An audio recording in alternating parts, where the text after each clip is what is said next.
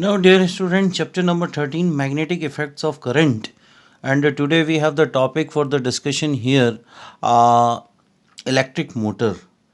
And as I am just talking about the electric motor, so simply it's a device which converts the electrical energy into the mechanical energy. And in your nearby environment you have seen the several that mean places where we are just using the concept of the electric motor, as you are just going towards the floor mill, so where we are using the electric motor, as you have seen your fan, your mixie, or any that mean other devices in which we are using the basic concept of the electric motor. As the shaft of this motor, electric motor, is connected to a device, and that shaft runs another device. So that's why we are just discussing here today electric motor. So here I have mentioned the simpler define. An electric motor is a device which converts the electrical energy into mechanical energy. So definitely there should be a principle we have. So what is the kind of the principle? So as we are just taking a coil that is called the armature coil inside the magnetic field. So the rotating force act on it, which makes the rotation of the coil inside the magnetic field. And probably we are assuming the magnetic field is perpendicular to the plane of the coil, कि यहाँ पर जो हमारा magnetic field होता है वो plane of the coil के perpendicular direction के अंदर सेटअप किया जाता है. Here I am just making the simply concept of the principle. An electric motor works on the principle that when a current carrying coil placed perpendicular to the magnetic field, it experiences a force and rotates the coil rotates the coil continuously inside the magnetic field. So what is the basic diagram which we have, because it's a part of a bigger question in our syllabus. Now dear students, here I have shown the basic diagram of an electric motor. So it contains the several parts. So first part which we have, that is called the armature coil. Generally this coil is made on a metallic frame by winding a copper wires, and this coil is having the name that P, Q, R or S. So generally it is known as a armature coil in the electric motor. Okay, so this one is one of the basic part we have. And in the arm of a armature coil I have mentioned the direction of a current. Okay, so here we will use the concept that what kind of the force and the in which direction the force will act on an arm of a rectangular armature. So here we are just considering the four arms of a armature. PQ arm is there, QR arm is there, SR arm is there, and SP arm is there. So this one is a continuous frame we have, that is known as a armature, and sometimes we are just calling it armature coil. Now another one important section we have, to rotate this one coil we have need of the magnetic field, and to produce a strong magnetic field we are just using the concave shape magnet. So here I am just making the little bit expression of the concave shape.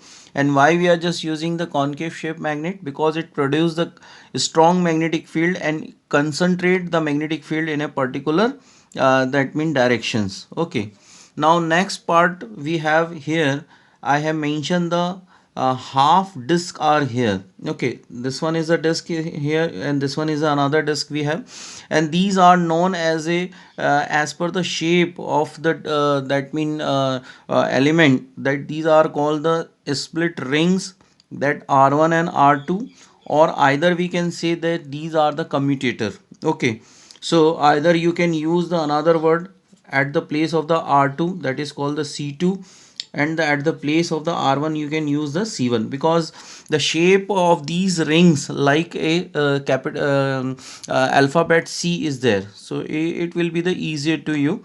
Okay, now the next we have the another portion in a green manner which I have mentioned here, that is called the B1 and B2, and generally these are the carbon brushes we have, and these carbon brushes having the very important role.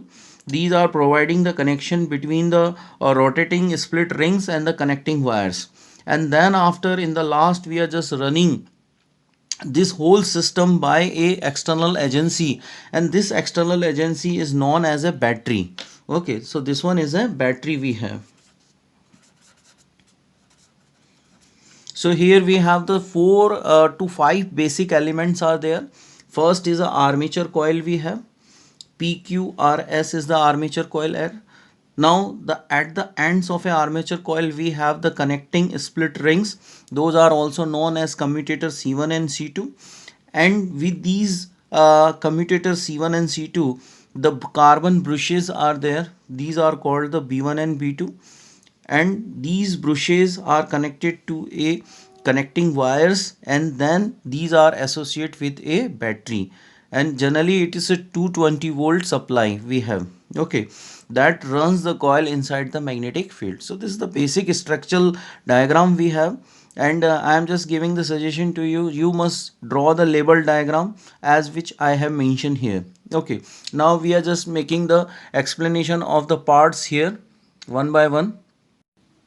So here we have the portions one by one. I am just making the explanation of them in the written manner because it's a bigger question we have. The rotating parts of a motor in the form of a rectangular frame, and it consists of large number of the turns of insulated copper wire.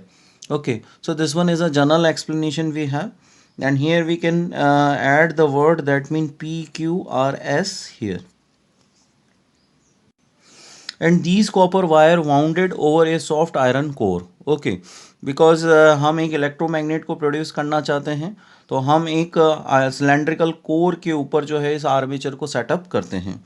Now next portion we have the field magnets, and these are already available in front of you. Now the strong concave shaped magnet used to produce the strong magnetic field perpendicular to the plane of the armature coil we have. Okay, you can see the shapes of these portions here. Now the another one portion, commutator or split rings, the ends of a rotating armature connected to the split rings, and these rotates with the rotation of a coil and reverse the direction of current. Sometime it is also asked that what is the role of the commutator in the electric motor. So generally it make the rotation with the rotation of a coil, and generally twist the direction of the current in the reverse the direction in the current in the coil. Okay, now next portion we have. Now we have the carbon brushes. These are the two flexible carbon brushes B1 and B2, which makes the connection between the split rings and the commutator. Okay, as the coil rotates. Now the last we have, that is called the battery, and you can simply add the word here that battery, it connected across the bushes and work as external source. Okay, so this is the basic meaning of the construction we have.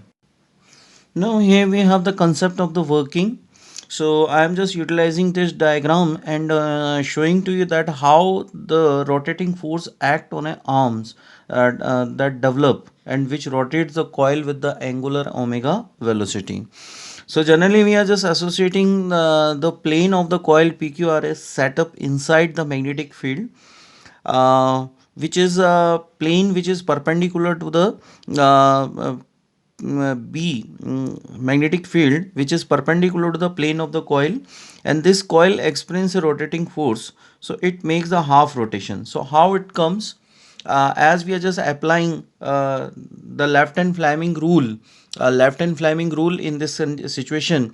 So I am just using the thumb, forefinger and the middle finger in such a manner that my middle finger is representing the direction of the current is there. Okay, so I am just utilizing or arranging this my left hand on the arm, that is SR. Okay, so my thumb is moving in a downward direction that perpendicular to the plane directed inward, and my middle finger is towards the direction of SR arm, and the my forefinger is acting that towards the magnetic field. So I can see easily that the force is acting in a inward direction. So this push the coil in a inside direction. Okay, now at this time we are just getting the force by the left hand Fleming rule, F, B and I. Okay, I is coming from Q to R, and definitely the force will act on this arm in an outward direction.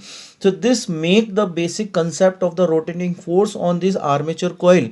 So as we are just getting one of the important phenomena, whenever the plane of the coil and the magnetic field having the perpendicular direction to each other, कि अगर plane of coil और magnetic field दोनों में एक perpendicular direction है, suppose I am just assuming the concept, this is the coil we have, this is the coil we have, and we are just assuming the coil in this situation. So at this time the field in this direction, so definitely now here we are just assuming the concept of the force in which direction it is maximum. So whenever we are just getting the plane of the coil, suppose this one is acting along the along this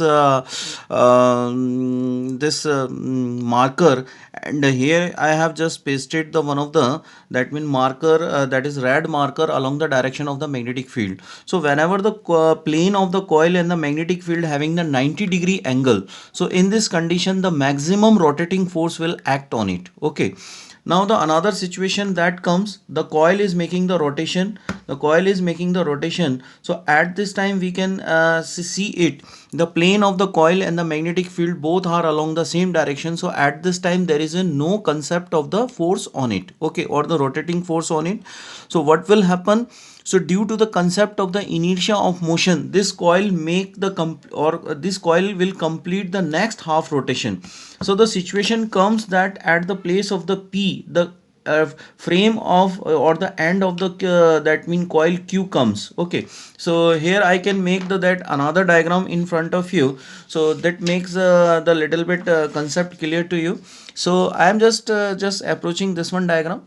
So at the place of the, as a coil making the half rotation, so at the place of the P, the and Q is there. Okay, and then further, whenever the plane of the coil having the 90-degree angle with the direction of the magnetic field, so further it experiences a greater rotating force. Okay, so that comes in a continuous manner and the coil is making the rotation.